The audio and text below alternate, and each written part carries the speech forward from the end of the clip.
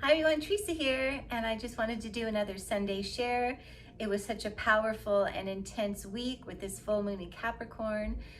So I just wanted to share what was going on with me. Of course, I hope you're doing well and getting through these intense times okay. So I just wanted to share my process on what I do to stand in my power. And of course, it is a practice. And the more we practice standing in our power and speaking our truths, the easier it becomes. And so to make a long story short, for those who haven't seen my last video on how to release with love, July 10th, my company is moving into a new office. And there's restrictions to get into this office. You either have to be vaccinated or you have to be tested twice a week to enter the building. And of course, that doesn't align with me because I believe I am free and sovereign by birthright. And I believe that my health and my body is nobody's business but my own. And of course, that's what I want for everybody. I wish everybody to remember they are free, divine, sovereign beings at birthright, and their bodies and health is nobody's business but their own. I want that for everybody. And so that just doesn't align to me. So I went to the office on Monday thinking I was going to hear from the HR department about my request for a meeting, and that didn't happen. So then Tuesday morning I woke up and I'm like, okay, today's the day. And so what I do when I need to stand in my power is I put on my camouflage. I had on my shirt, warrior, spiritual gangster. I got on my beads. I call in my angels, my spirit team guides. I call everybody in. And of course, as I'm driving to work, I'm saying my affirmations. I am powerful. I am free and sovereign.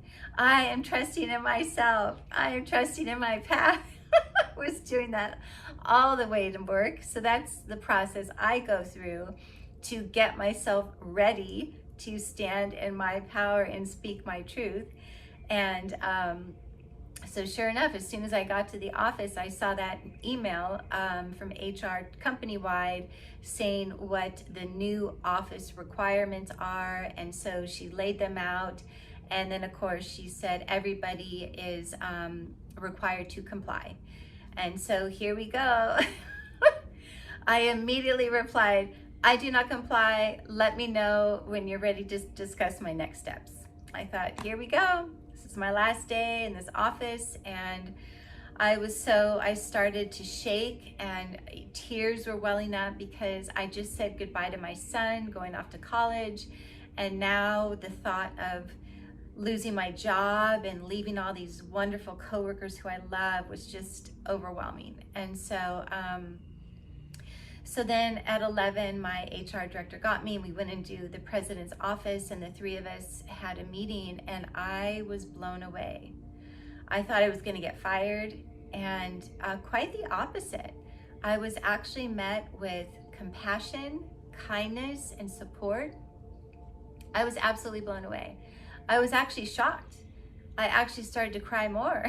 I was like, oh my gosh, you mean I'm not gonna get fired for being unique me? You mean I'm not gonna get killed like I did in a past lifetime for helping people? What? You're actually okay with me not complying? I was blown away. And so he continued to tell me that I'm making an impact, a powerful impact in his company and my coworkers. And he said it would be a shame for me to be home alone and not be able to, continue that positive impact. And I totally agree with that. And then he began to explain the reason why he chose this building and how he's gaining so much more in this new space where he can expand his business and teams. And so I understood and respected that as well. And of course, he is hoping these requirements are short-lived. And he was also saying that, it's a small thing to give up and so much more is being gained in this new space. And so then he told me before I make my decision, and of course he will support me in whatever I decide, he encouraged me to go down and see the new space. And then he encouraged me to get with one of our coworkers who might have some creative solutions and workarounds on how I could get in the building. And of course, my rebel self was like, yeah, he's speaking my language. I'm a love rebel. And so I thought, this is incredible.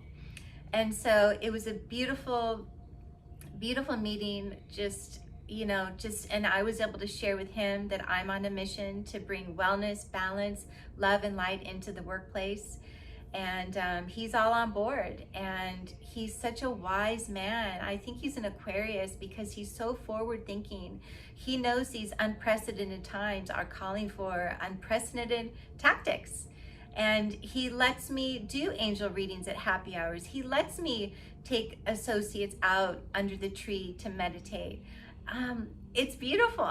And I don't know about you, but I've never met a president who's let me do all this before. It's amazing. And so I went from thinking I was going to be fired to, wow, even I can expand now and reach 130 more people on my mission in this new space. And so it was incredible. He gave me a big hug, and I just told him I loved him so much. And I'm just so grateful to be connected with him and his amazing company and coworkers. And it was also such a beautiful lesson. When you stand in your truth and your power, it really shows you who is still meant to be in your life. So this job and these people are still aligned. I'm still meant to be here. I still have work to do. And if you were met, the other way, if I was fired, then that would have been my time to depart and, go on to new people and endeavors. But it's a wonderful strategy when you stand up for yourself. You really see if you want to still be where you are. So just something to think about. And so anyway, sure enough, after I got out of that meeting, I had other people started rallying around, and suddenly we've got this whole love rebellion starting, and we have our strategies on how we're going to get in the building. So now it's so fun. And it was another reminder that, on our path, there are obstacles. Absolutely, there are obstacles, but this is not a time to back down. No. This is a time to band together in unity, in support of one another, and get creative and find those creative solutions to go around and work around, because absolutely we want to continue to make positive impact in the lives of others. At least I do. So anyway, I just wanted to share this amazing story and how I was able to learn more about our new HR director and connect with her, and told her I want to collaborate with her and our president more, and so I can reach more people who are interested. Out of our 130, I'm sure there's so many more people who want to jump on board our wellness wagon with divine messages and meditations and Reiki in the workplace. Oh my gosh, amazing. So now I'm just so excited, and have the love and support of everyone around me. So just such a powerful reminder to all of you to stand in your truth, stand in your power. And it brings healing. It shows you if you're meant to be in that place or if it's time to go. And this brought around the most beautiful healing in my life. In a past life, I was killed for healing people naturally, and I've been fired from jobs for being my unique self. And so this, I'm being supported, my unique esoteric self. I'm being supported. I can continue my love rebellion, and I'm like, yeah. So I just hope this can inspire all of you to stand in your power, stand in your truth, stand in your sovereignty. And please share your stories with me. I would love to hear. And so I am sending you so much love and light. Till next time, namaste.